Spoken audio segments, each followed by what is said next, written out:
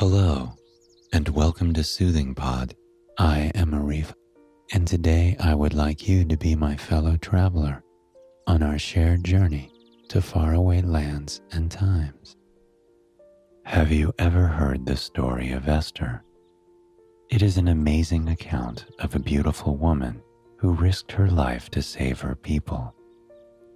This story can be found in the Old Testament in the Bible, one of only 2 books in the Bible named after women. The story of Esther is so remarkable that it has been told over and over again for generations. Before I tell you the story, take a moment to find a calm position, whether sitting or lying down in your bed. Feel the warmth of your own breathing as you inhale and exhale. Let your body relax in time to the waves of air. Breathe in, breathe out, and settle down into a comfortable state of mind. Once upon a time, there was a little girl named Hadassah. She lived in ancient Persia and was born into a Jewish family.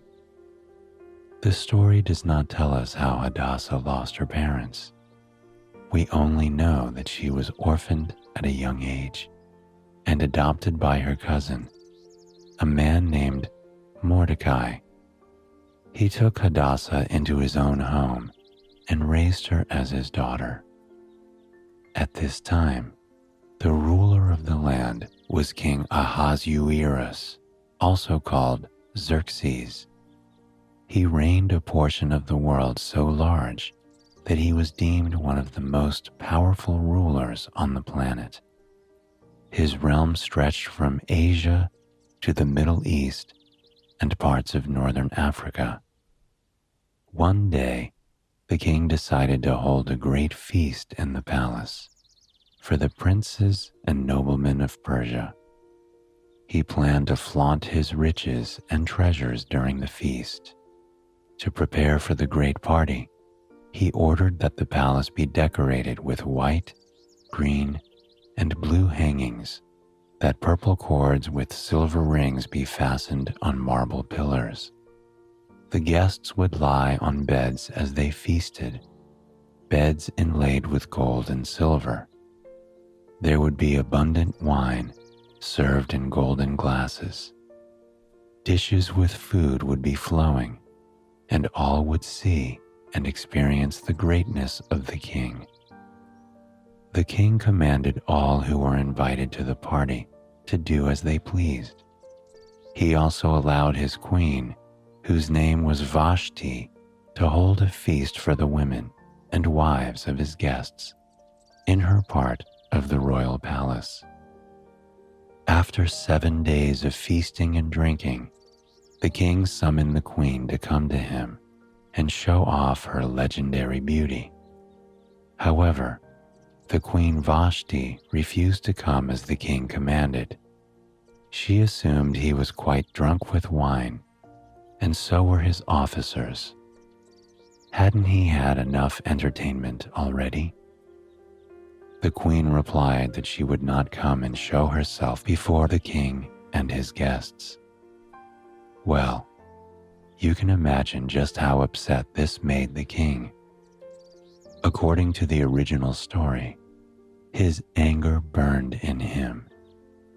Because of her refusal to obey, the king removed Vashti from her royal duties as queen and stripped her of her titles, took the crown from her, and commanded that another woman take her place on the throne.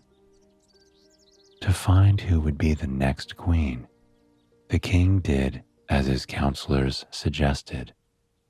Appoint officers in all the provinces of his kingdom, and gather together all the fair young virgins unto Shushan, the palace, to the house of the women, unto the custody of Haggai the king's chamberlain, keeper of the women.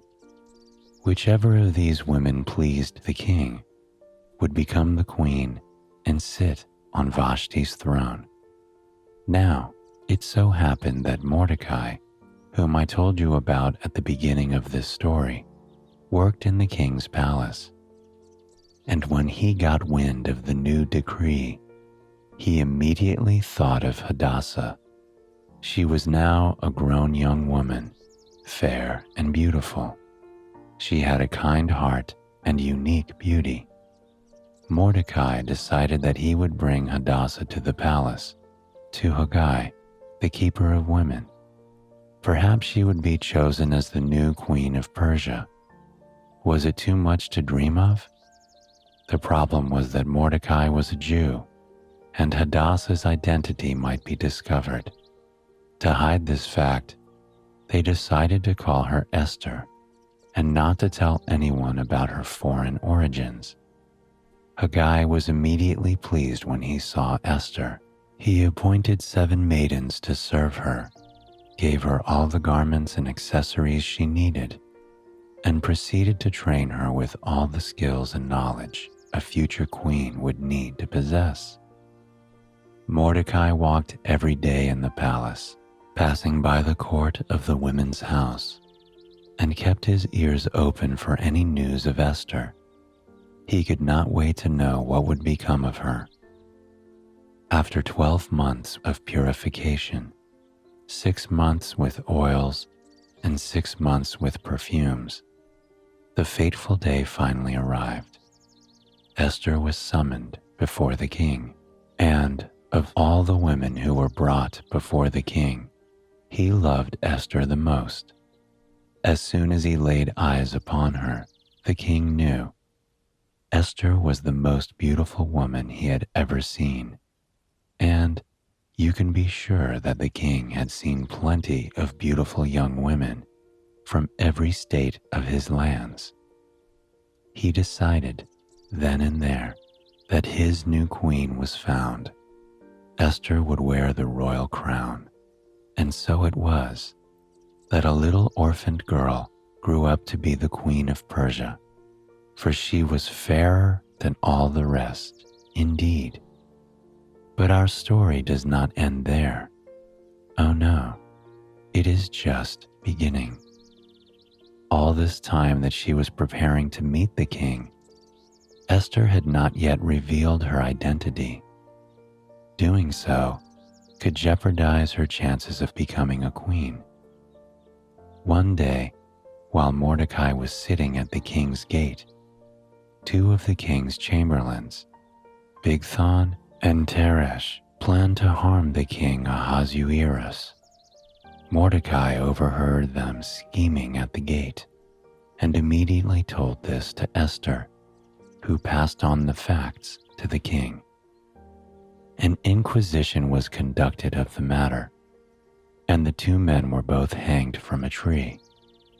The chronicles of this were recorded in the king's book. Soon afterwards, a certain man named Haman was appointed to an important position in the palace over all the other princes. Most of the king's servants, as the law commanded, bowed down every time Haman passed by. Only Mordecai did not. He did not think Haman deserved this kind of reverence. When Haman discovered that this man who did not bow was a Jew, he became filled with wrath and began to plan a way to destroy all the Jews in the kingdom. His first idea was to bring the problem before the king. "Oh, mighty King Ahasuerus," said Haman, "there is a certain people scattered in all the provinces of your kingdom, and their laws are different from ours. They do not keep to your commandments. If it please the king, let it be written that they may be destroyed.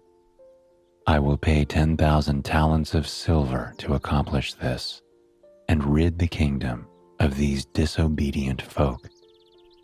When the king heard what Haman said, he gave him full permission to do so. Haman ensured that the message was heard. He sent letters in the name of King Ahasuerus, sealed with the king's ring. The letters were sent by posts into all the king's provinces, with the commandment to destroy all the Jews on the 13th day of the 12th month. When Mordecai heard of the new law, he was overcome with sorrow, and all Jews in every province heard the decree and wept. When Queen Esther saw that her cousin Mordecai was grieving, she sent her servants to know what was wrong. Mordecai told Esther's servants why he was heartbroken. He gave them a copy of the king's new decree to show it to the queen. He told the servants to ask the queen to speak to the king on behalf of her people. When Esther heard everything, she was of course worried, but she also knew the law. No one, not even the queen herself, was allowed to go to the king without being summoned first. To do so could mean death. "Even I have not been called to the king these 30 days, answered Esther to her servants, who in turn relayed her words to Mordecai. His reply came immediately. "Don't think that you will escape in the king's house any more than all the Jews. Who knows? Perhaps you have been chosen to come to the kingdom for such a time as this."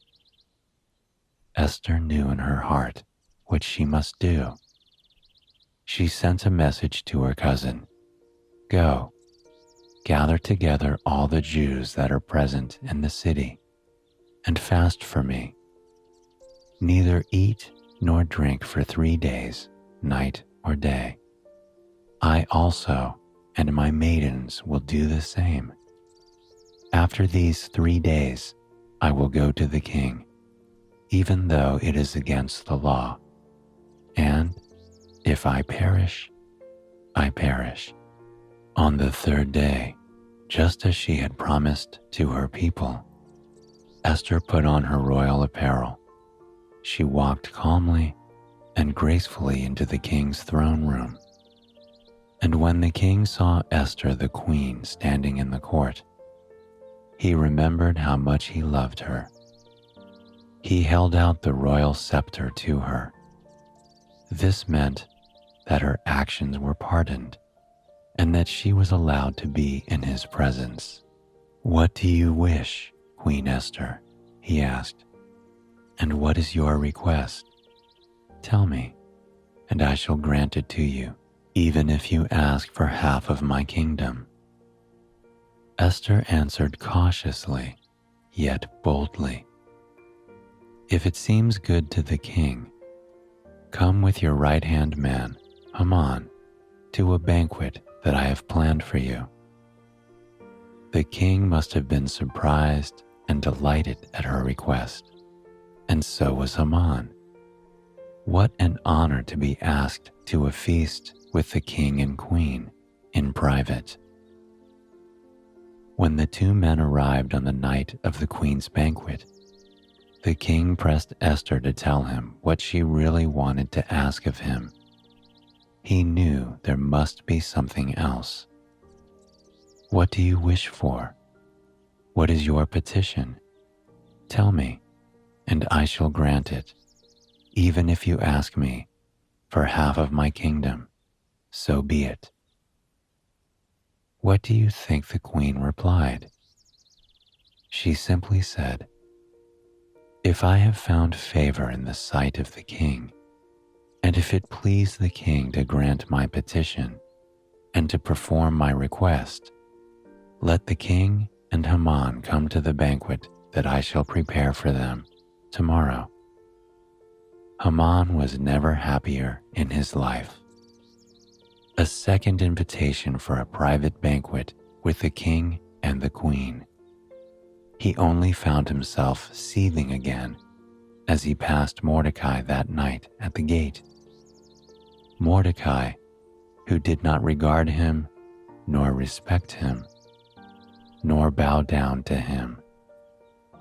He was very upset, but tried to restrain himself. He called up his friends and his wife to tell them the exciting news. The king had promoted him, and the queen had invited him to not just one, but 2 banquets. What an honor! He could not imagine his good fortune. The only thing that bothers me is seeing Mordecai sitting at the king's gate, he grumbled. Zeresh, his wife, had a suggestion. Why not build a gallows? Make it 50 cubits high, and tomorrow, when you go to the king, ask him to give you permission to hang Mordecai there. It was exactly the encouragement Haman needed. He decided to have the gallows constructed at once. That night, the king could not sleep. He commanded a servant to read to him from the book of his own chronicles and records. The passage that was found and read was the Chronicles of Mordecai.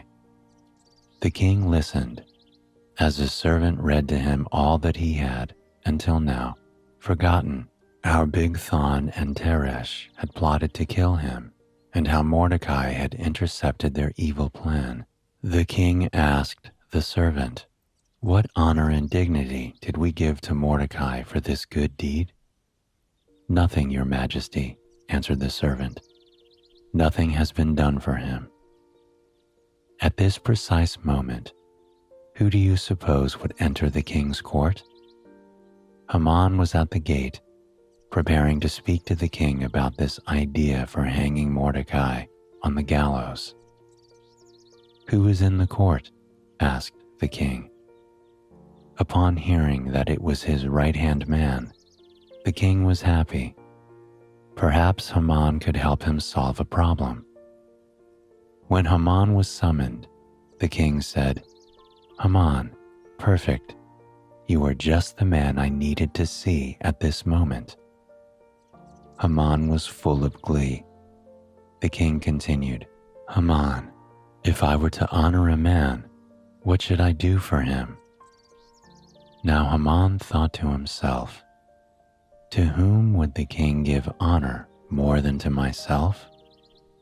Haman was quick to reply, "For the man whom the king would like to honor, I suggest let the royal apparel be brought, robes that the king wears himself, and bring the horse which the king rides on, and, one more thing, the royal crown.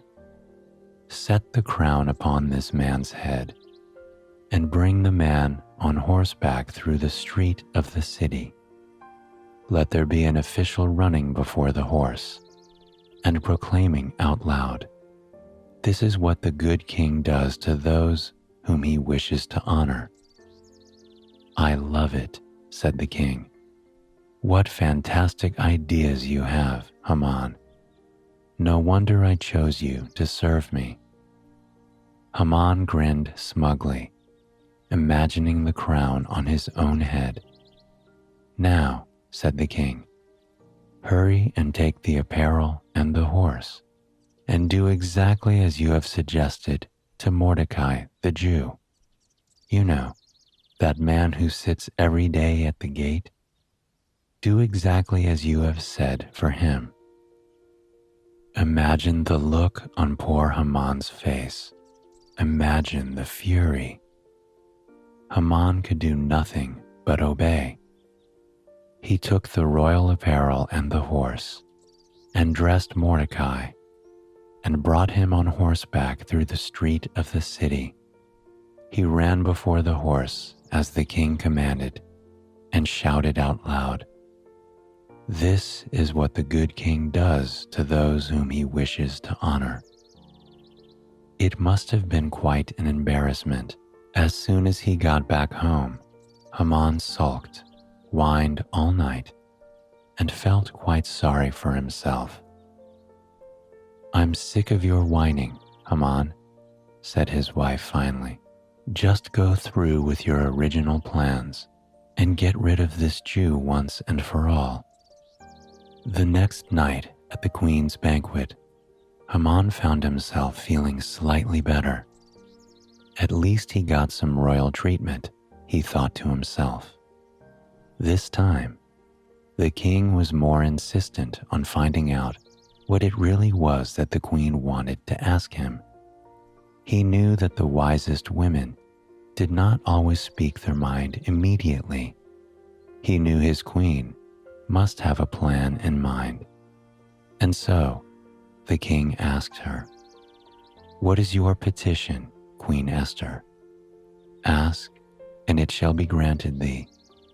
And what is your request? Ask, and it shall be performed, even to the half of the kingdom." Finally, Esther the queen answered, "If I have found favor in your sight, O king, and if it please you, spare my life." The king was baffled. "What are you talking about, dear queen?" he asked. "We are sold, I and my people." She was on the verge of tears. To be destroyed, to be slain, and to perish. The king Ahasuerus was seething. Who would dare to hurt his beautiful queen? "Tell me who this criminal is," he said. "Where is he who plots this against you?" And Esther said, "The adversary and enemy is the man, this wicked Haman." She pointed a finger at the man who now quivered in fear at their feet. The king could not believe his ears. He stormed out of the room, upset. Upon his return, he found Haman clinging to the queen's feet, begging for mercy. The sight of this pitiful, scheming man angered the king even more. What is he doing to my queen, he wondered. Does he disrespect me in my own palace? The king ordered his bodyguards to seize Haman at once. "O king, look at the gallows," said one of his servants. "They are 50 cubits high. Haman had them made for Mordecai, the man who saved you." "Hang Haman there," ordered the king. And that, as you can imagine, was the end of Haman. To fill Haman's position as counselor to the king, Mordecai was summoned, and the king put his own ring on Mordecai's finger, reassuring the old man that he would never again have to fear for his life or for the life of his people. In the end, the little orphan girl who became queen found a way to save her family and her people. The king gave the minorities permission to defend themselves from their enemies in any way possible. They were welcomed to live in the land, and it was made known that the king approved of their presence. After the queen's true identity was made known, the king realized that it did not matter what her country of origin was, or her race, or her family tree. He loved her for the wise and strong and beautiful woman that she was. Queen Esther had proved her loyalty, and finally, she was able to live in peace and be honest about her origins. The king allowed her and her people to seek refuge in Persia, where they and their descendants lived peacefully for many, many years. As you fall asleep tonight, I wish you peace and security as well. May you rest in the knowledge that everything has its place and time. I hope you enjoyed this legendary story, and that you'll join me next time for another bedtime tale on Soothing Pod.